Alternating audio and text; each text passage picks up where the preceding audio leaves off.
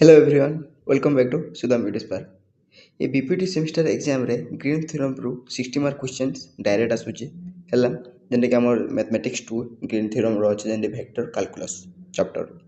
First इटा एतर गुटे question देखमा जें데 कि verify green theorem for integration of y dx minus x to y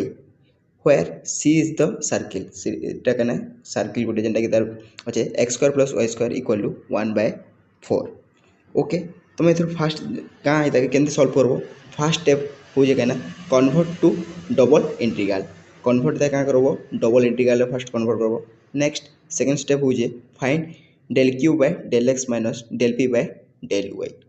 second step इटा थला find करबो बाहर करबो देन थर्ड स्टेप टा कहना कंपेयर बोथ साइड कंपेयर करबो तो जब एते कर दलो बोले तुम्हें आंसर टा डायरेक्ट पाई जीवो ओके तुम तापर क्या ना तुमको यहाँ तुम तुम क्या भाव क्वेश्चन के तुम सॉल्व कर पारबो okay then comment your answer full assignment video in channel रे ऑलरेडी अपलोड हो सारी ओके थैंक यू।